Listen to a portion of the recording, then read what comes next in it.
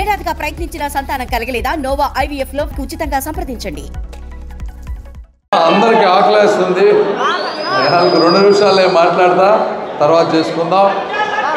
ఈ కార్యక్రమానికి నన్ను ఆహ్వానించిన పేరయ్య గారికి, అదేవిధంగా వేదికను అలంకరించినటువంటి పెద్దలకి అందరికీ కూడా, ముందు కూర్చున్నటువంటి యాదవ సోదరి సోదరీమణులకి, పాత్రికేయులకి అందరికి కూడా నమస్కారాలు.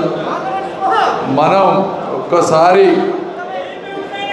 మనం యాదవులు వెళ్ళకపోతే అక్కడ కృష్ణుడి రూపంలో ఉన్నటువంటి అన్న నందమూరి తారక రామారావు గారి ఫోటో కనిపిస్తుంది.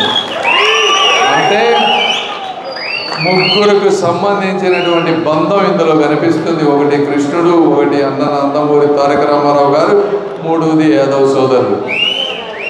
అలా అన్న నందమూరి తారక రామారావు గారు మీ గుండెల్లో నిలిచిపోయే విధంగా ఎంతో గొప్ప గొప్ప నాయకుల్ని తయారు చేశారు. ఆ రోజున రాజకీయ చైతన్యం తీసుకొచ్చారు. 1983కు ముందు ఒక్కసారి మీరు చరిత్రలోకి వెళ్తే అంతకుముందు రాజకీయం ఎలా ఉండేదో, 83 తర్వాత ఎలా ఉండేదో కూడా మీరందరూ ఒకసారి గుర్తు చేసుకోవాలి. మరి ఇప్పుడు కూడా జగన్మోహన్ రెడ్డి గారు చూస్తూ ఉన్నారు. మీరు గత 5 సంవత్సరాల్లో, దానికి ముందు చంద్రబాబు నాయుడు గారి పరిపాలన చూశారు.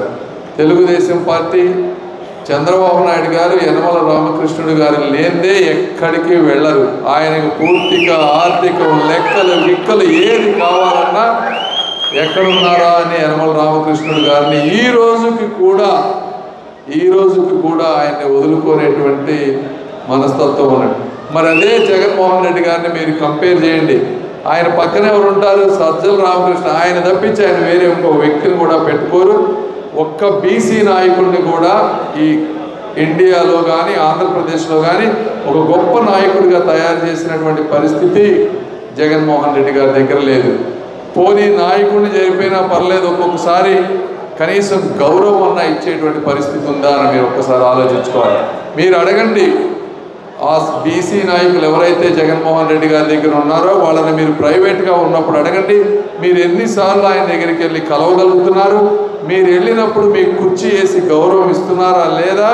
గౌరవం ఇచ్చినప్పుడు మీతో ప్రేమగా ఆప్యాయతతో వాళ్ళ ఇంట్లో మెంబర్స్లో తనగా మీతో మాట్లాడుతున్నారా లేదని అడగండి. అడిగితే మీకు ఎటువంటి సమాధానం వస్తుందో మీకు తెలుస్తుంది.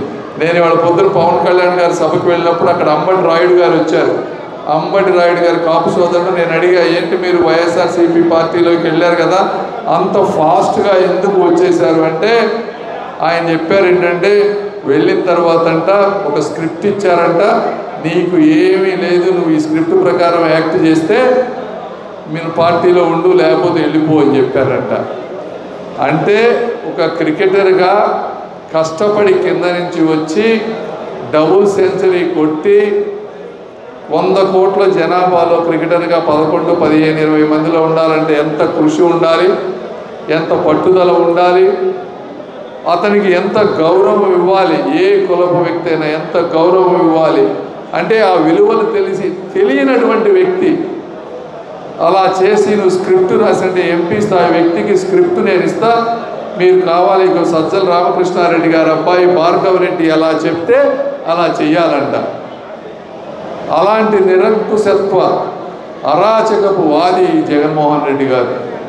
తెలుగుదేశం పార్టీలో మీకు 1-2 సీట్లు పొరపాటున ఎక్కడన్నా తగ్గినా కూడా ఉన్న ప్రతి ఒక్కరికి కూడా ఒక మనస్ఫూర్తి గౌరవం ఉంటుంది.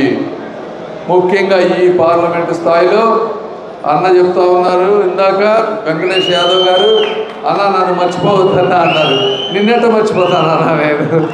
నిన్నే కాదు, అసలు మర్చిపోయేటువంటి వ్యక్తులు ఈ స్థాయికి రాలేరు, ఇలా మీ ముందుకు వచ్చి మాట్లాడలేరు మర్చిపోయేవాళ్ళు. నా దగ్గర 18 సంవత్సరాల నుంచి పనిచేసే వాళ్ళు ఈరోజు 3 నెలలుగా నేను కంపెనీని వదిలేసి ఇలా తిరుగుతూ ఉన్నా కూడా వాళ్ళందరూ కంటికి రెప్పలా కాపాడుతూ ఉన్నానంటే వాళ్ళకి నా మీద ఉన్నటువంటి అభిమానం, నేను వాళ్ళని చూసేటువంటి అభిమానం. అదేవిధంగా రాజకీయంలో కూడా నేనేమి పదవుల కోసం రాలేదు, డబ్బు కోసం రాలేదు, స్వార్థం కోసం రాలేదు. ఏదో నాకు తెలిసి నాకు దేశానికి జ్ఞానం ఇచ్చాడు దేవుడు, అది కూడా అతి తక్కువ వయసులో ప్రపంచ జ్ఞానాన్ని ఇచ్చాడు. అందులో ఎంతో కొంత పంచి ఎంతో కొంతమంది పేదవాళ్ళకి న్యాయం చేద్దామని వచ్చాను. ఎందుకంటే డబ్బున్న వాళ్ళకి అగ్రవర్ణాలలో ఉన్న వాళ్ళకి నా అవసరం లేదు, రాజకీయ వ్యవస్థతో కూడా అవసరం లేదు, వాళ్ళు అంతటా వాళ్ళు ఎటు ఒకటి వెళ్ళిపోతారు, చేసుకుంటారు, ఇక్కడ లేకపోతే హైదరాబాద్ పోతే బెంగళూరు కాకపోతే అమెరికా ఎగిరిపోతారు, వాళ్ళు బతుకుతారు. వాళ్ళ గురించి కాదు నాలాంటి వ్యక్తులు కావాల్సింది అట్టడుగు ఉన్నటువంటి ఒక హోప్ లేకుండా జీవితంలో పేదరికం నుంచి బయటపడలేకుండా ఉండేటువంటి వ్యక్తులకు కావాలి.